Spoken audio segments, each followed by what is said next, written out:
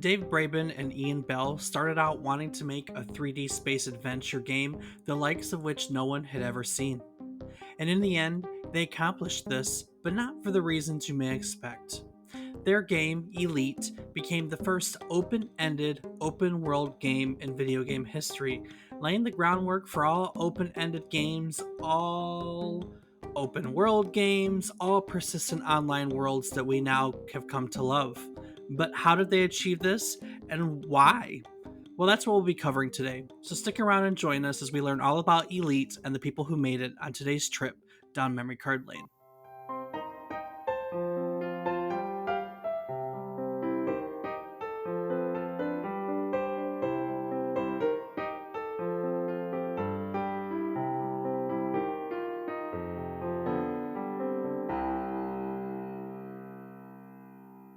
Good morning, good afternoon, and good evening.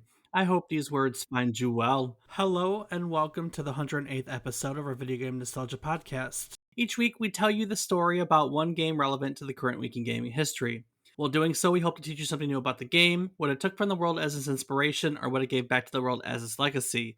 This week, we are looking back at Elite, originally released for the BBC Micro and Acorn Electron computers in September of 1984.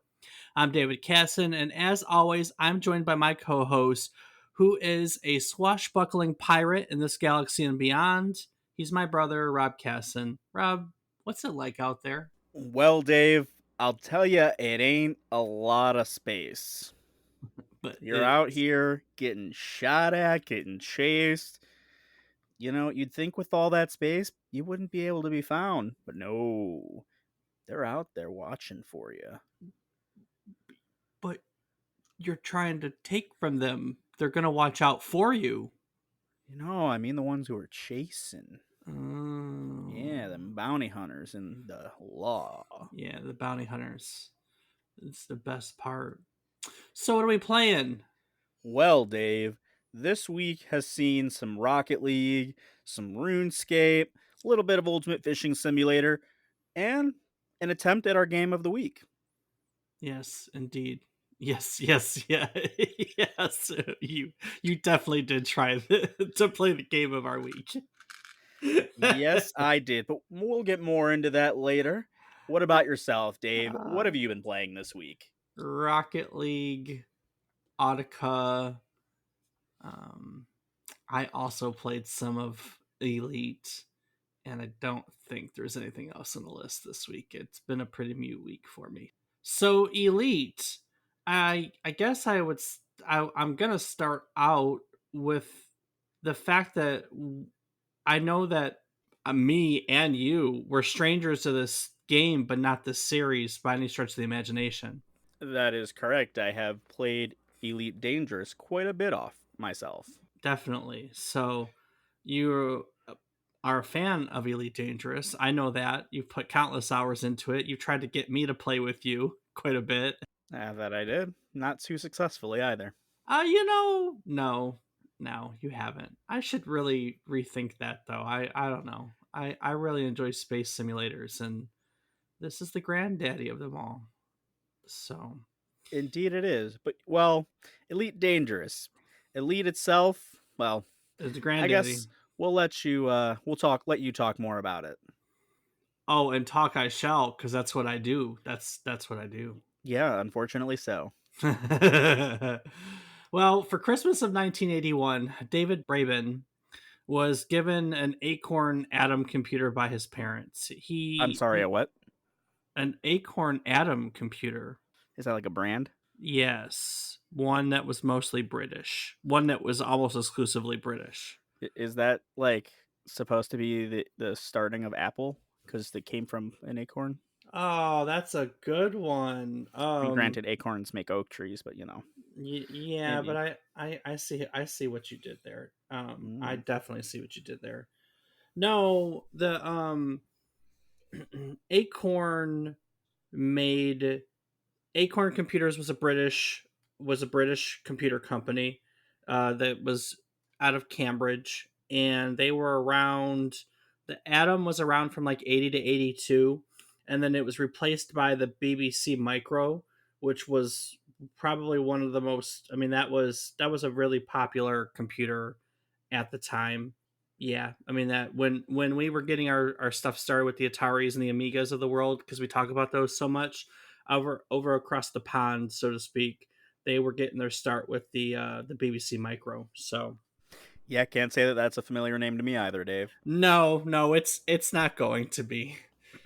It was definitely a British. It's definitely a British PC company. This was early '80s. I mean, Windows and Windows was not even a thing yet, and Apple was just some dude in a garage. Um, and you gotta understand too, like when we talk about these games, they we graphics, like we think of computers nowadays and everything is so graphical and so user intuitive, and we have mice and we have icons and we have this and we have that, and we didn't have a graphical interface for a computer until Apple came out with it in the mid to late 80s with Lisa, I think it was. So I mean, this is pre any concept of modern computing. This is, you have a keyboard and you have a tape drive and you write the programs on the computer type deal. This is early on, um, but David Braben was he was a we would call him a geek nowadays. This is before that was a thing, and he was a computer enthusiast, and he asked his parents to purchase him the parts to build his own computer, which was an Acorn Atom. So he put his little Acorn Atom together, its little skeleton keyboard, tape recorder, like I said, and he threw himself into learning how to make it work for him.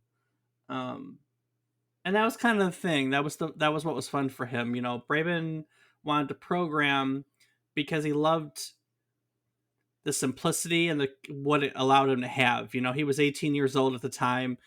18-year-old, you're at that weird part in your life where like you don't necessarily know what you want to do, you don't have a lot of control over your life, but you're an adult, so on and so forth.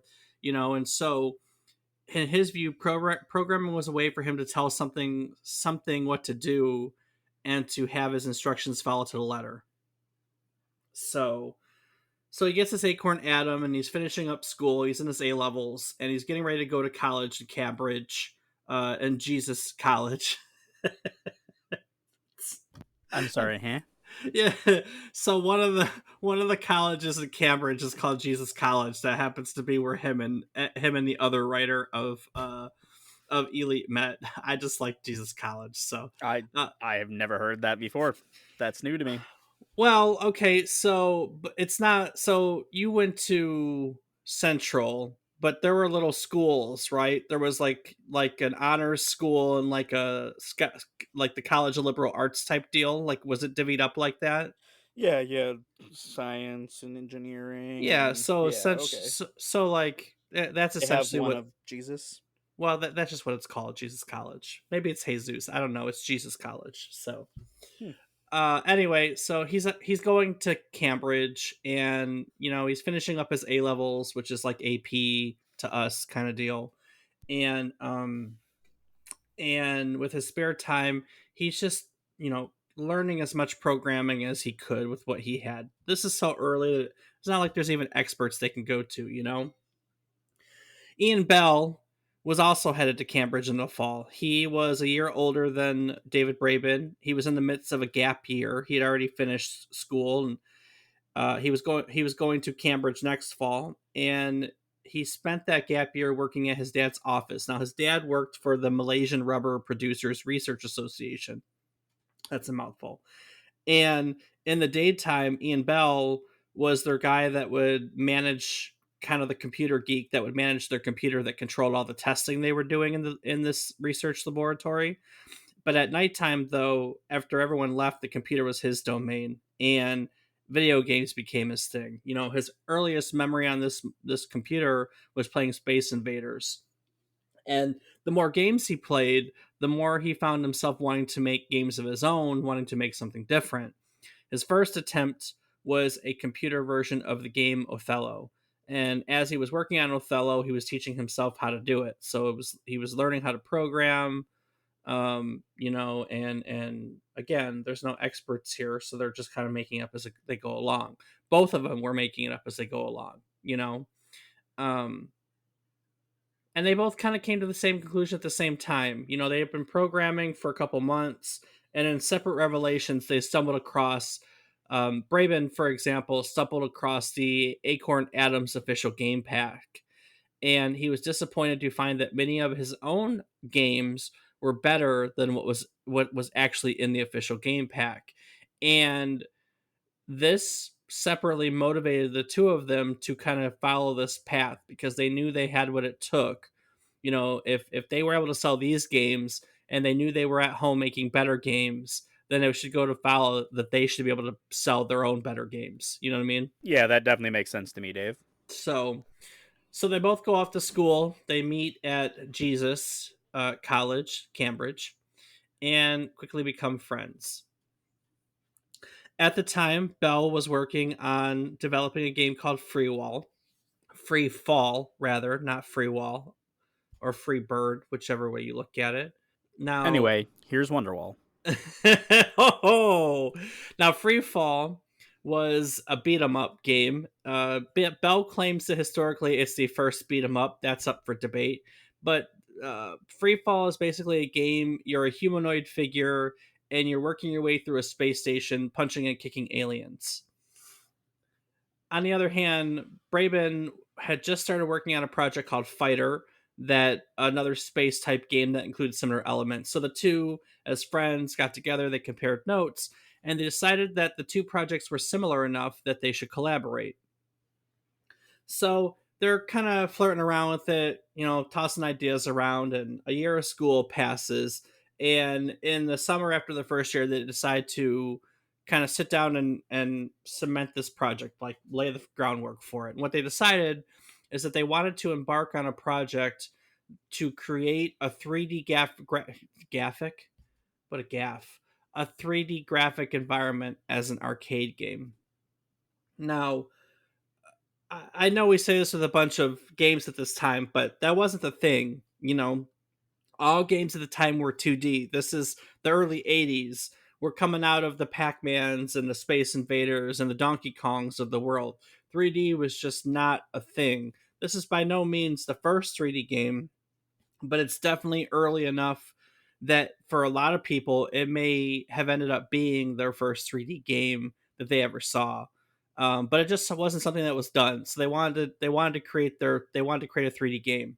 And right from the get go, being them, their personalities, their interests, they knew that they wanted to make an adventure game set in space. And so they sat down to lay the groundwork for the game that we're talking about today, Elite.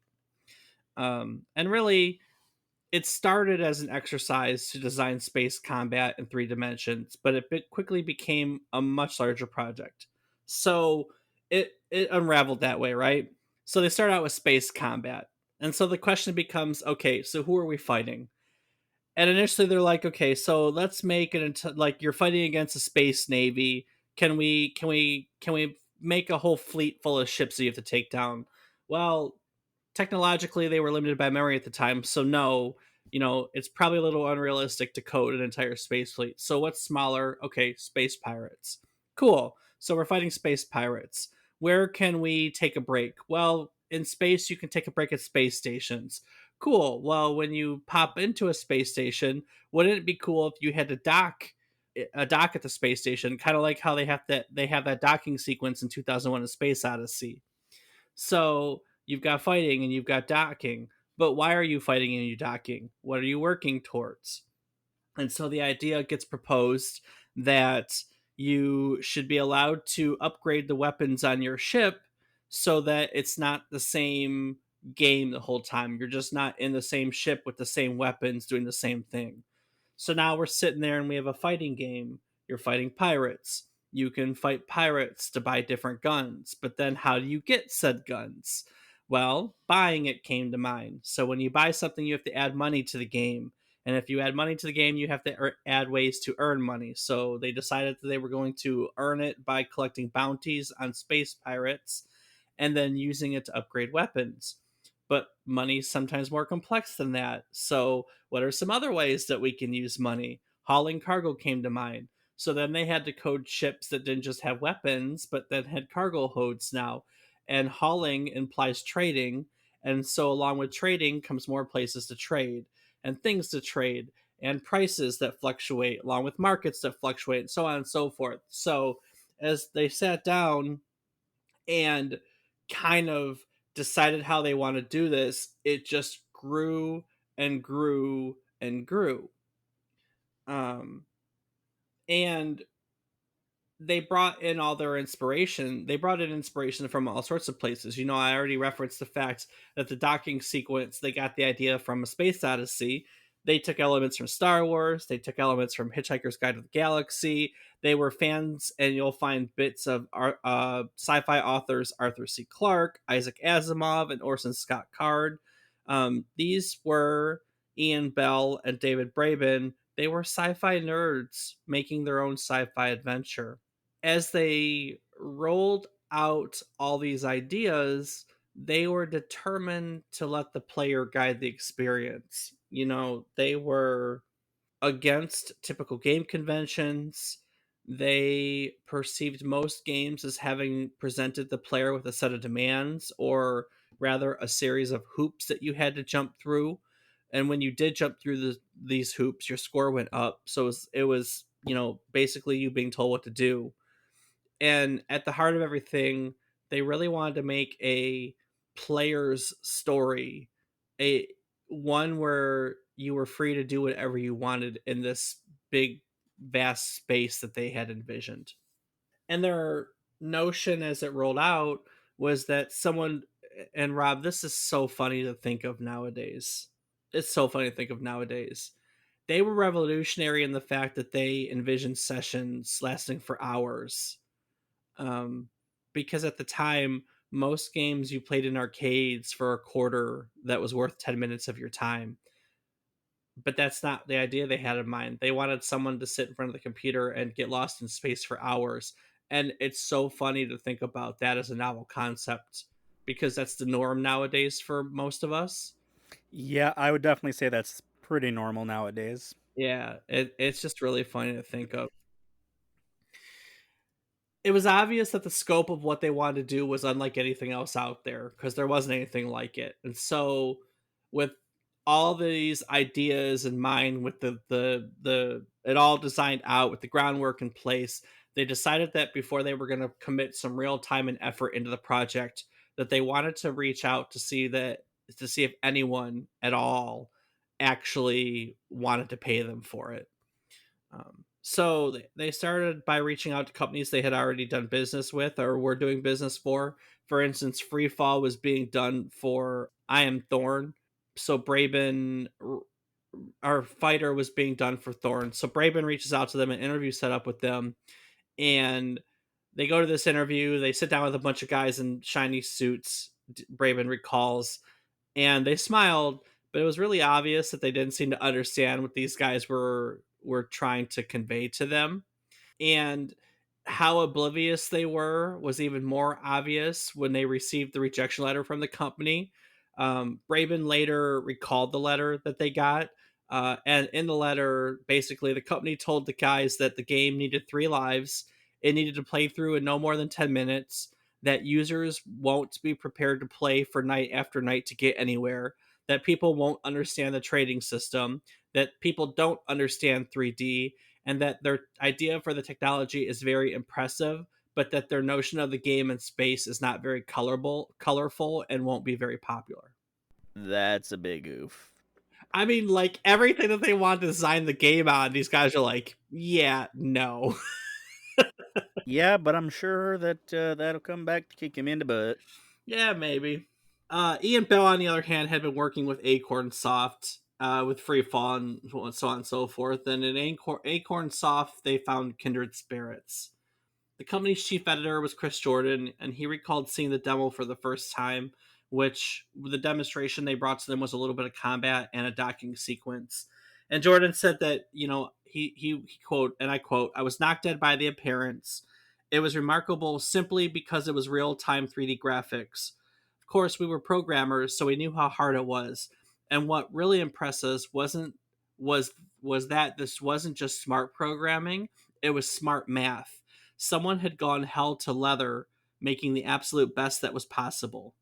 I had to look that up. Hell to leather. Yeah, that is a pretty odd term in my book. Never heard it. Yeah, it means quickly and like just quickly and definitively. Basically, I've never heard someone use the phrase "hell to leather," "hell to leather" for. Yeah, So, no, nope. That seems like a Southern thing too. So if you haven't heard it, nope. I don't know.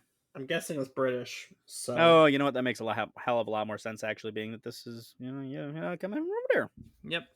So the team at Acorn Soft, which they were a bunch of coders, they were programmers themselves. They listened as the boys explained their vision. They wanted to expand this idea to include more destinations, to include training, and so on and so forth. Acorn Soft was impressed, but they had their doubts. They were hesitant committing to the project. They understood the scope of the project and the ambition of Braben and Bell. But Acorn Soft produced games with teams of 10, if not hundreds of people. And here they have two young programmers basically pitching them that they could finish a project that's unlike anything that the company or anyone really has ever done. You got to think, I know we talked about this before, Rob, but at this time, there's nowhere to go.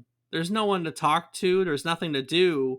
We joke around nowadays. I think I talked recently about how, like, the Stanley Parable, when those guys wanted to learn how to use Valve, wanted to use that environment, they got online into like forums and websites and basically learned how to code themselves. But here, there wasn't that stuff didn't exist, so they were basically Acorn Soft was faced with the decision of investing in these two guys who were saying, "Hey, we can do something that no one had ever done before." And that end of sentence. There was no one else that could show it to them. They were going to invent something. I mean, that is pretty awesome. It is, and it's a concept I think that I get real bummed out sometimes. I know I say this, but I don't know what the next thing is for us to be able to experience stuff like that. Anyway, It'll be smell-o-vision. Just you wait. okay, The ability that'll to be. smell what you have in games. I don't want to smell my like multiplayer games. If you could smell who you're playing against, I really don't want to do that. No, I think that's gonna be it, Dave. That'll be the No, next game, no, next gen God, tech. God, we have a habit of having bad hygiene. That would be the worst thing ever. That might actually be good. Think about it. If you're multiplaying with smell-o-vision and other people have to smell you, even when you're online, then you're going to have other people posting up your shitty hygiene. Maybe that would encourage better hygiene in the gaming community. Maybe, just maybe. It could make a push towards cleaner gamers. Or you're just going to shit all over everyone and choke us out as a winning strategy. Well, thanks for giving it away so early, Dave. There goes my plan.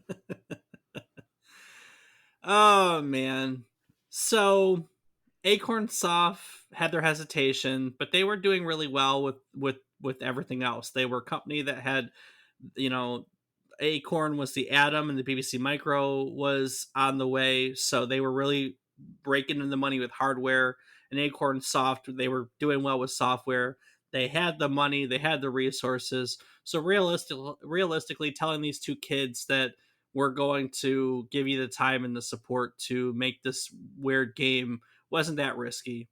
So they gave it the green light, and basically the two guys, Bell and Braben, sat down for the next 18 months to work on Elite. So now Elite was really amazing from the technology standpoint. It's like he said, it wasn't just that they were great programmers, it's that they were great at math and really cool. I posted on our show notes at www.memorycardlane.com, but if you go to Ian Bell's website, he actually has a whole section that's called Math for Programmers.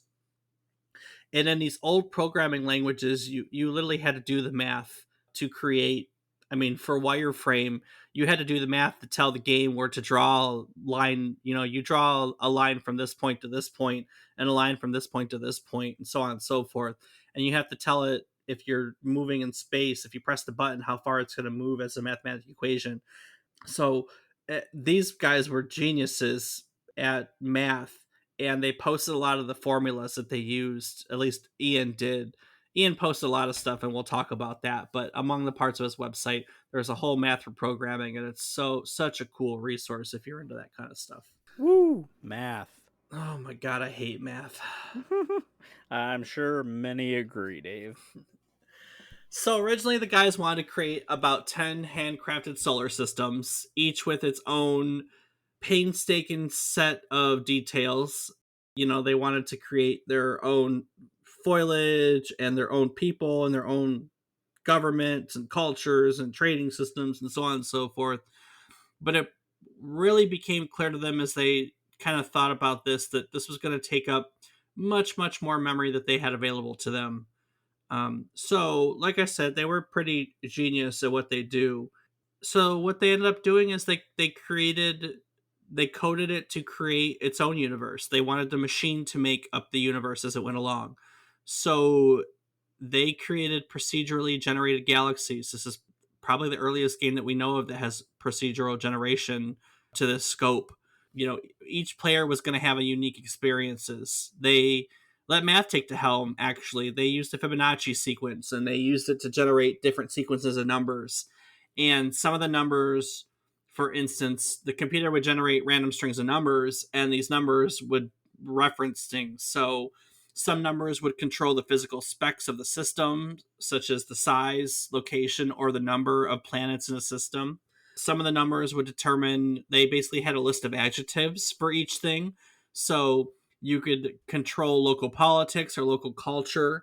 So, for instance, one example is given that they had cannibal as one of the adjectives, and another was a arts degree holders. So someone found a planet full of cannibal arts degree holders. There was just the game just made galaxies for themselves. You know, Braven and Bell really liked this. They saw themselves as gardeners that were planting the seeds of a gaming experience for their players and letting it grow. So they started calling all these numbers for the galaxy seeds. It's likely the first time we've ever heard that phrase used in gaming. Now, if you play a game that randomizes things, you can generate seeds. I know, Rob, we do that with oxygen not included. And as they worked through it, they wanted to have a crazy amount of these galaxies for gamers to explore. Their idea was 2 to the power of 48, which would have been 282 million galaxies. But realistically, Acorn Soft saw this as too much, put their foot down. They thought it was too complex and that it was going to expose the way they generated the galaxies. So they put their foot down and asked them to pare it down a little bit. And what they came up with was what the game has. There are 8 galaxies, each that have 256 stars in them. So, but Acorn Soft, to their credit, saw procedural generation for what it was. It was a very unique design feature of the game that they could market to the masses because of the randomized nature of procedural generation.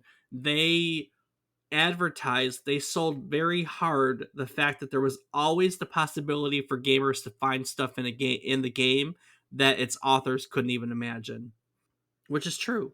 Whenever you have procedural generation, you always have weird stuff in it, and you can't even plan for everything.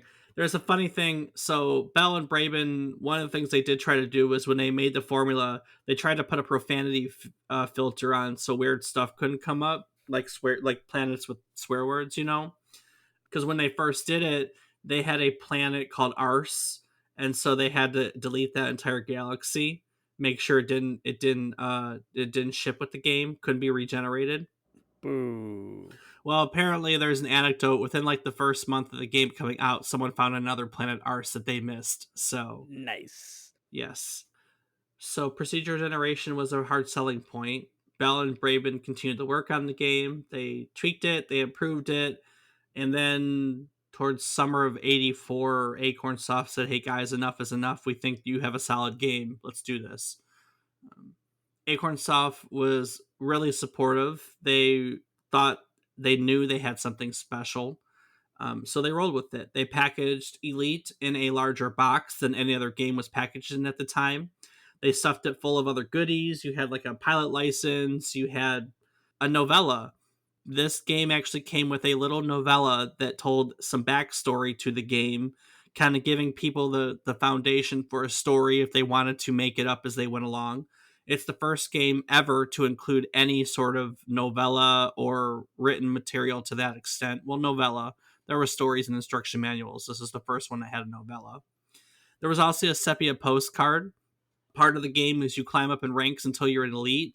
So you could turn this postcard back into Acorn Soft when you became an elite with proof and enter a competition. Um, and yeah, so they marketed it. They also decided to have a launch party. They you just games did not have launch parties at this time, so it's one of the earlier launch parties that we know of too, and it was a success. I talked about the procedural generation, but I will tell you that there is one other awesome piece of technology that Elite did before anyone else. It's also the first home computer game that used wireframe 3D graphics with hidden line removal. So, what I mean by that is when wireframe 3D graphics came on, you could see all the lines at one time. But when you use hidden line removal, when a line goes behind your point of view, it disappears. So, it actually appears more 3D when you can't see through to behind, if that makes any sense at all. Sure, Dave, whatever you say. Totally Okay. didn't sound like rambling. Yeah, I know. First home computer game to use wireframe 3D graphics, one of the earliest procedurally generated games, first game to have a novella. It was groundbreaking. And it was released to the world in September of 1984. Rob, you played Elite, or tried to play Elite at least. I sure did, Dave. What'd you think about it? Well, unfortunately, I only got to experience a very small amount of the game. There was an issue with my download, although it being direct from Frontier, where every time I would try to jump into hyperspace to a new planet, it would say planet not found and crash the game. But I got to try out the flying. I got to try out the trading to some degree because I could buy items before trying to fly away and things. I never did find another ship to fight, so I didn't get to try that. But I will say that it was probably revolutionary for its time. It was a little difficult to control, being I also have always mostly always played that game on joysticks, and I probably could have hooked them up, but I did not do so. So trying to play it with keyboard and mouse, the controls were a little confusing. If you didn't have the manual, it was very confusing. No tutorial of any kind. But again, that's why they had manuals back in the day. You read the manual, and it all quickly made sense. I think that had I started playing that before Elite Dangerous, I really would have enjoyed it. But I got spoiled playing the refined, polished version first. Yeah, you did. And Elite Dangerous is amazing. I still remember when I first got my VR headset. I made you watch me load into a spaceship. God, it's so cool in VR too. I played Elite way back when it was ported to the NES, because it was ported to the NES, and it's a different game on NES than it is here on the BBC Micro. You know, NES is a more powerful machine. It had color. Everything was a little more refined. I liked these games. Some of my favorite games back when we talked about it last week when we talked about the Bullfrog collection. I just like the business simulators, and the Elite to me way back when was a trading game, and I just really like it. And I was just saying that I don't know what we have next in store that's going to make us feel the same wow factor, but I'm always in awe for what these games are, or were rather, are being the historical portion of it.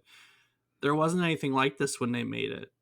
You know, there wasn't another space simulator with wire 3D graphics like this, and certainly nothing with this scope. This was amazing. This is amazing. You know, like I said, in a time when you just have arcade games where you pop a quarter and you play 10 minutes at a time, here was a game where you could sit hours and fight ships and upgrade your weapons, and you had a persistent universe that you could grow in, and that was super cool. It was super cool. I liked Elite. I still like Elite. I'm with you though. I'm glad we now have Elite Dangerous. Elite Dangerous is amazing, and always in awe of where series go. What did other people think about Elite, Rob? Well, Dave, we're going to kick it off with some critic reviews tonight and jumping right into it. In December of 1985, there was a review by Computer and Video Games that said that this is definitely a game that no one who owns a computer should be without. Take my advice, buy it, and you probably won't be seen for 6 months. Probably not, right? 6 months, fair assessment. Yeah, I would definitely say so. You get lost in space. Haha. All right, fine, I'll give you that one. Damn it. Ah, next up from November of 1984, we have Personal Computer Games, where it was written that Elite is vast, complex, and very, very absorbing. I've got bulging red eyeballs from staying up into the early hours, but I don't care. I'm going to continue playing until I'm ranked Elite, or at least competent, or even average. When I heard bulging, I did not expect that to go the direction it went. I am gonna lie. Well, Dave, that just shows the kind of mind you have. But Okay. they do finish by telling you, buy it. Yeah, well, people bought it. I would definitely say so. And last up for our critic reviews, we have a review set in 2014 from the Video Game Critic, who does have a lot to say about this, but I will keep it short and just say that they truly enjoyed the first 20 to 30 hours they put into the game. And frankly, that's more than enough for any gamer to feel they got their money's worth. A great game in its own right, but they just can't help but feel how close to perfection they were able to come had they only included more content or even an overall plot.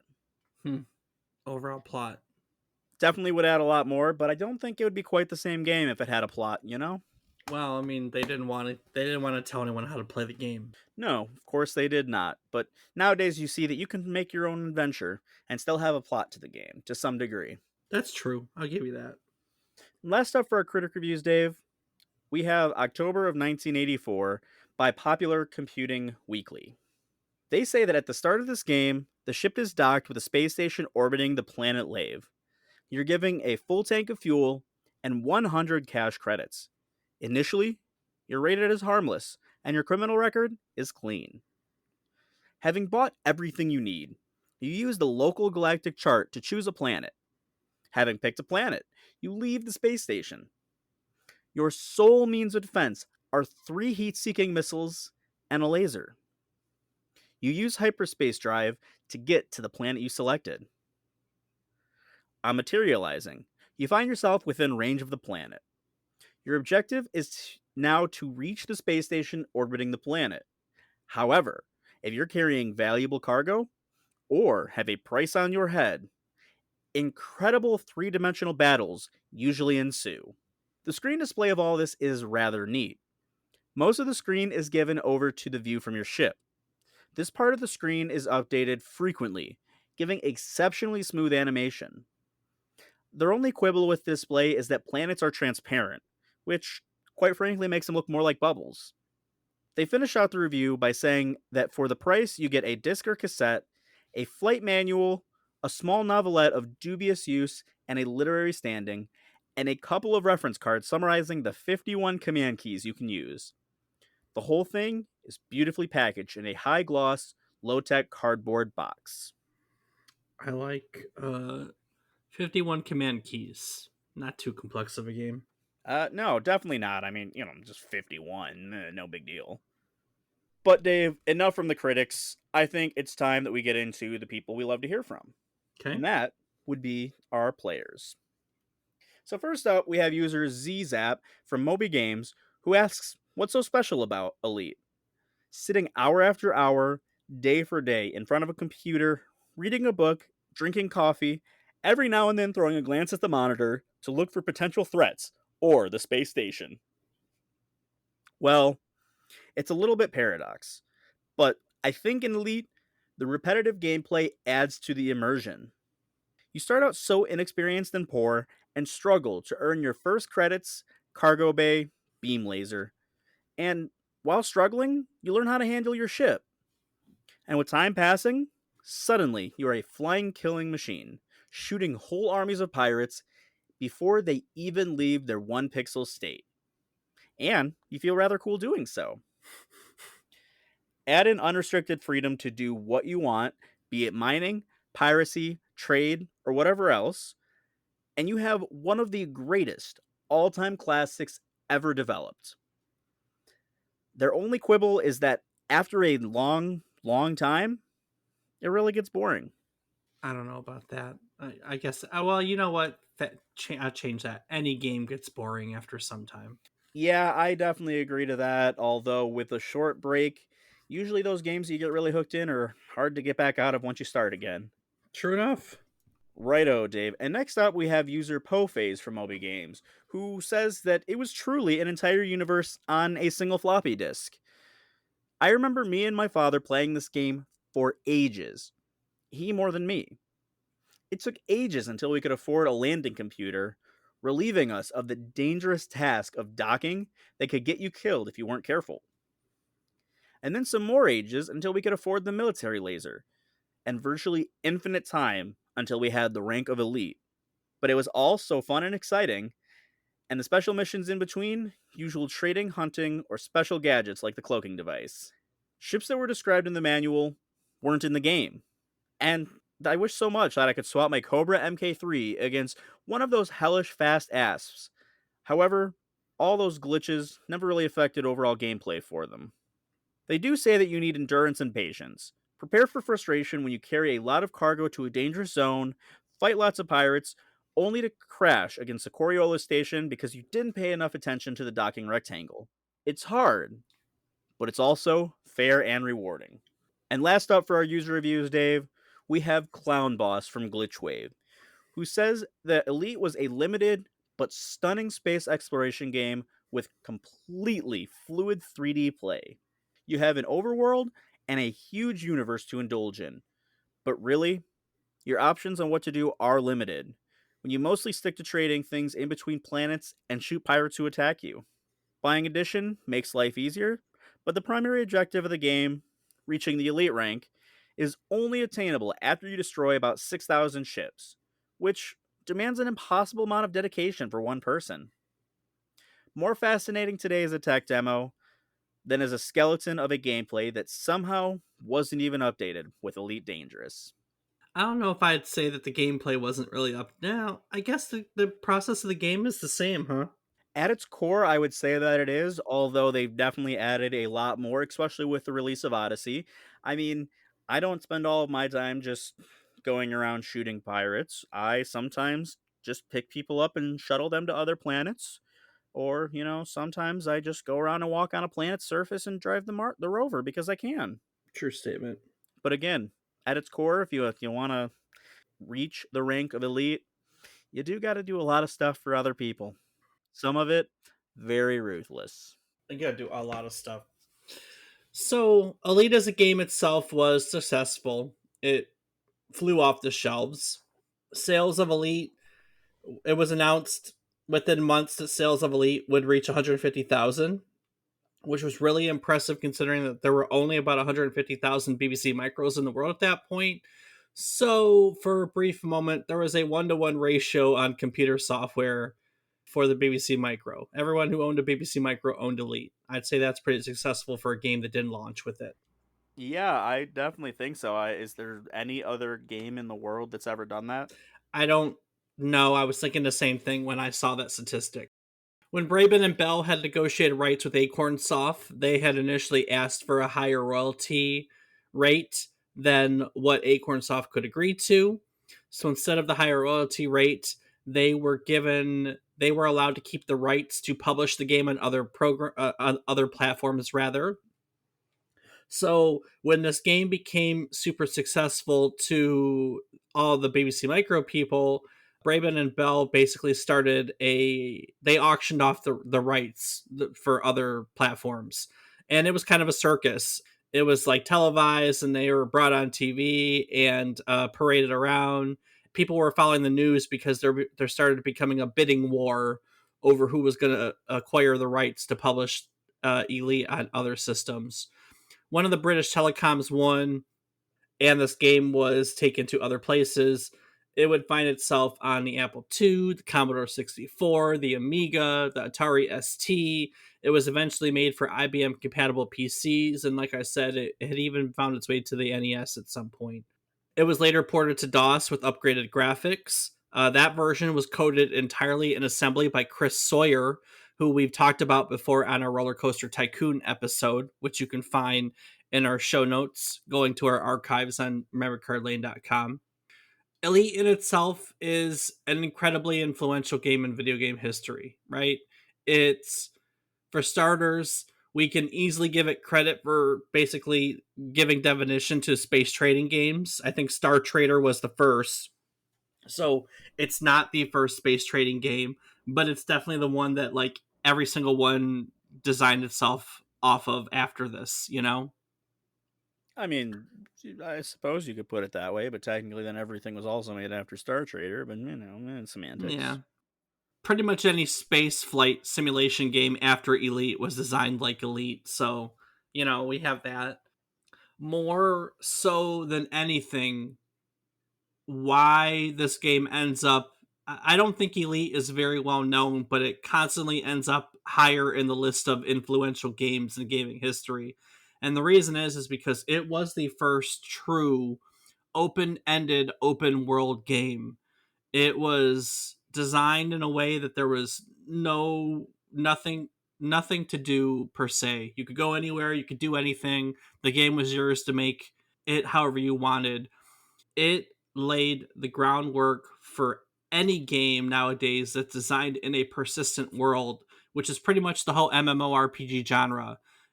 Games like Eve Online have said that they took their inspiration from Elite, and you could argue that we wouldn't have blockbuster hits like WoW if Elite hadn't laid the framework for open-ended games. What everyone did here was take a risk, right? It's like I said in the beginning, in a time when games were all played a quarter at a time, in 10-minute increments, everyone basically gambled on a vision that you could make a game where people would want to sit in front of their computer for hours and play it and tell a story and progress and grow.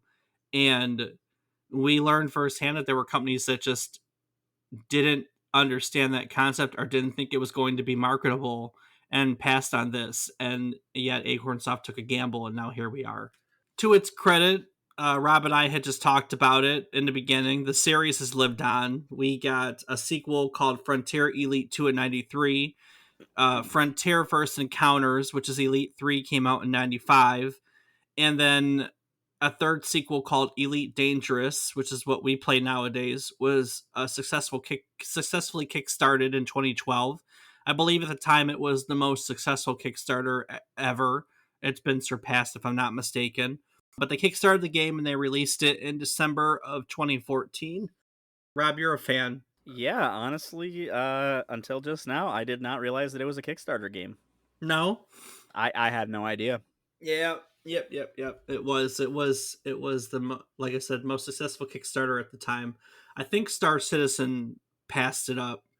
The other space game that is, I don't even want to talk about Star Citizen.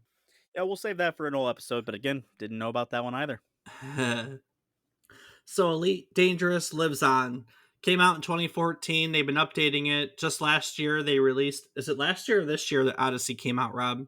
Oh man, my timeline is so fucked.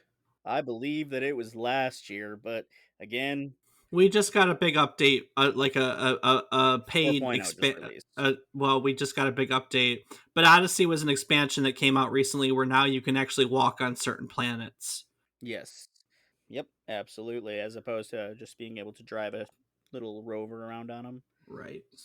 So pretty freaking cool. But and having played the original Elite, now you can definitely see that it gets a lot of that from there. I mean, obviously it's a continuation of it, and most games did take this stuff from Elite, but it's kind of cool to be able to have played the game at its root and seen how different it is back from the wireframe days and the bubble looking planets to I can actually walk on this freaking planet. Holy crap. Well, look, so Elite was 8 galaxies procedurally generated, and Elite Dangerous is a realistic recreation of the Milky Way galaxy, star for star.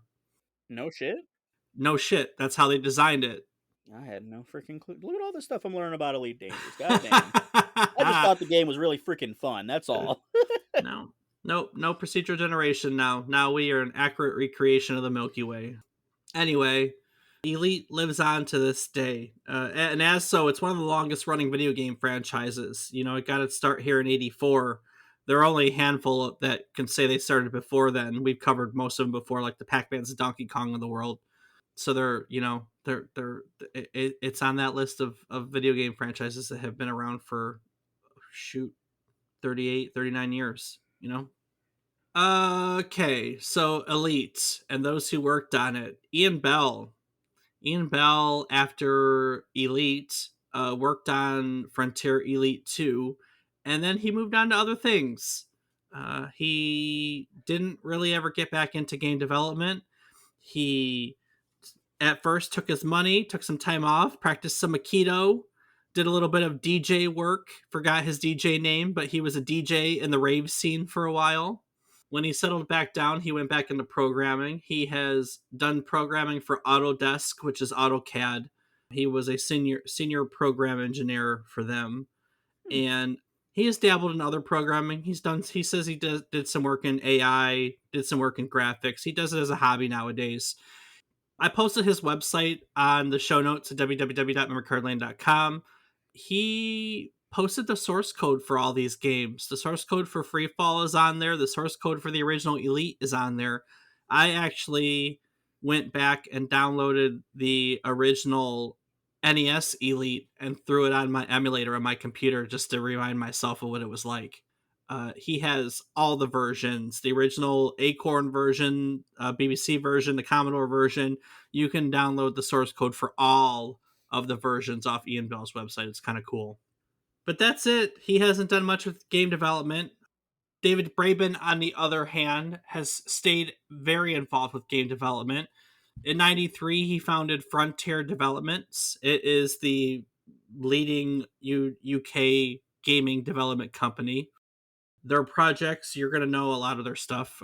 They developed Roller Coaster Tycoon 3, Lost Winds, Connectimals, Jurassic World Evolution, Zoo Tycoon, Planet Coaster, Planet Zoo, and Elite Dangerous.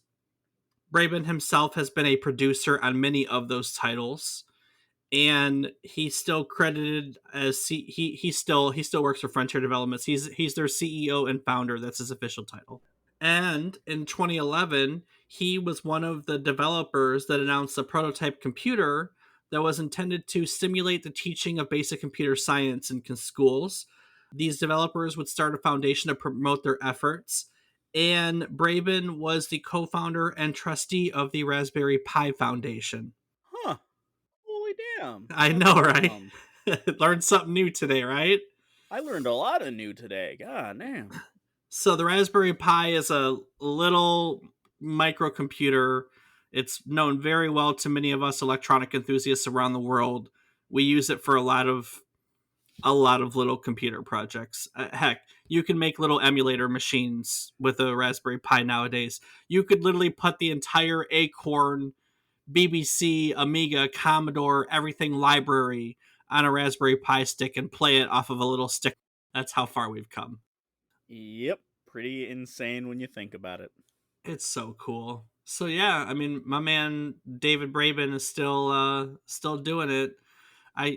All joking aside, I have played every single one of the games on that list of games that, you know. I mean, Frontier's done a little bit more, but that's their big stuff, and I've played every single one of those. Yeah, I haven't played all of them, but I have played quite a few. Well, they spent a lot of time in one of my favorite genres: Roller Coaster Tycoon, Planet Coaster, Planet Zoo, Zoo Tycoon, Jurassic World Evolution. That's my tycoon genre, you know. Oh, I'm absolutely with you. Those, with the exception of Planet Coaster and Zoo, those are the ones that I've played as well. I did a lot of Tycoon playing. I just haven't gotten around to Coaster or Zoo. Those are awesome. Those are, I mean, if you're more into the design element than the business element, they're not as good at the business side of things. But if you like making stuff, Oh my god, Planet Coaster is the coolest flippin' game for that. What you can make and what people come up with is just, oh my god. There's so much, like, the customization in that game is off the chain. It's amazing. Yeah, I ain't all that creative, so that might not be as good as that one. So As good as I like it and I struggle with it, but it's workshop enabled. So you could freaking go on and download these like rides, like 20-minute dark rides, because you can ride every ride you create in the game.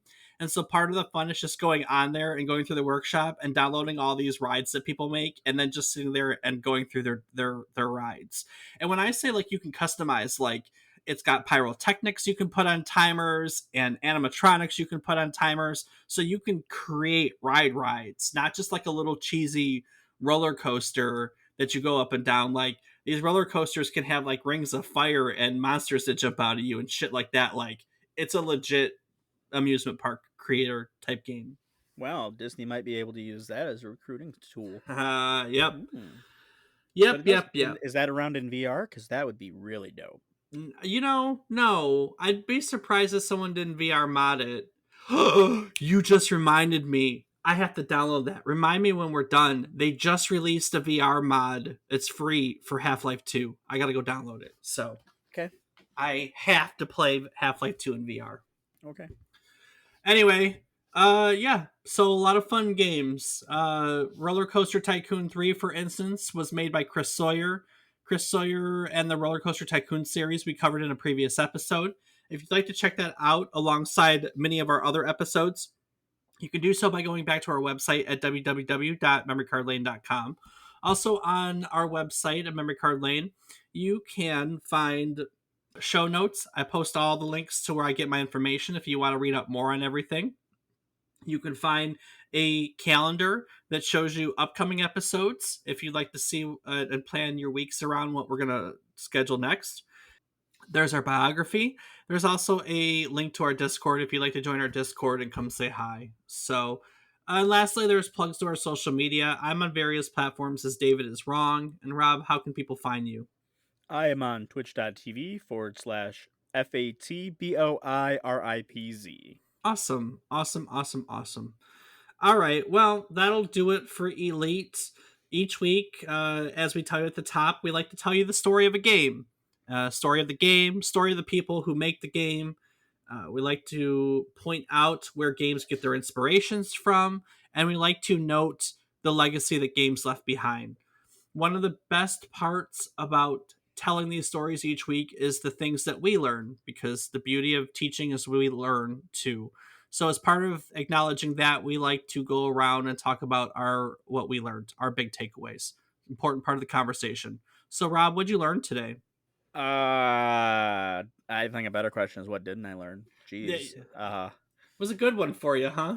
Yeah, no, absolutely. I mean, it was really awesome to be able to see this game at its core and see kind of how it all started with the Elite series, but it's not really what I learned. I think that as far as everything you taught me, it would have to be just how much of David Braben has been an influence in what I've done since I've grown up. Because I mean, Roller Coaster Tycoon is one of my big series. Same with Zoo Tycoon. Now Elite Dangerous has become one, and Jurassic World Evolution. Those are two games that I put quite a bit amount of time into, and I've already got the sequel to Jurassic World Evolution.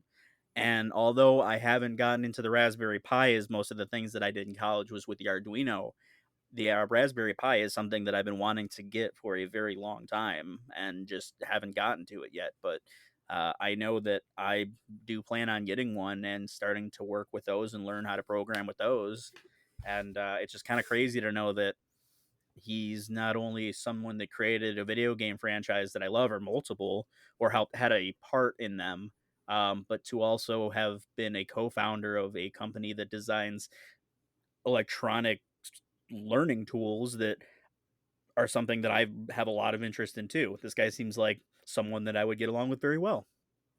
And he did it under the radar. It's not like he is a household name, you know? No, not at all. I honestly, until today, I'd never even heard the name David Braben. And it's just incredible because a lot of the things he's done has influenced a lot of how I've been through growing up.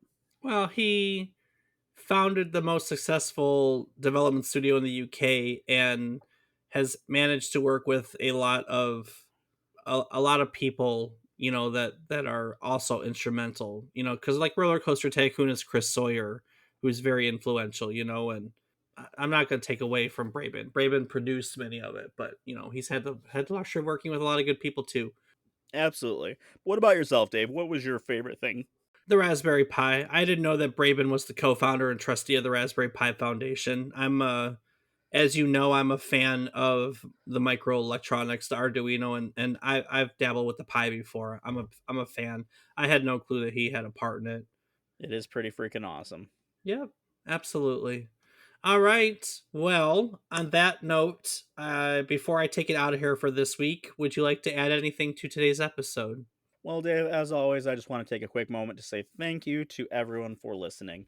It means so much to us, even though I don't tell you enough. And, having to listen to Dave's voice, I'm sure you don't want to hear him say thank you, but he's appreciative too. I am, I guess. Sure. Yeah, see, there you go. He agreed. Next week. So it's the title that didn't create, but it did popularize and define the real time strategy genre. Uniquely set in an alternate history, Command and Conquer tells the story of a world war between the GDI Global Defense Initiative and the Brotherhood of Nod. It was one of the most successful PC games of its time, and next week we're going to talk all about it. Rob, you a Command and Conquer fan? I have played Command and Conquer once or twice. Yeah, me too. Think we had a lot to talk about. So stick around, everyone. Join us next week as we conquer the airwaves on yet another trip down memory card lane. Do the thing. Scooped up, ba da doo da, boo doo da, boo doo pow, pow. Dogs are going crazy. Yeah, notice that, did you? Oh well.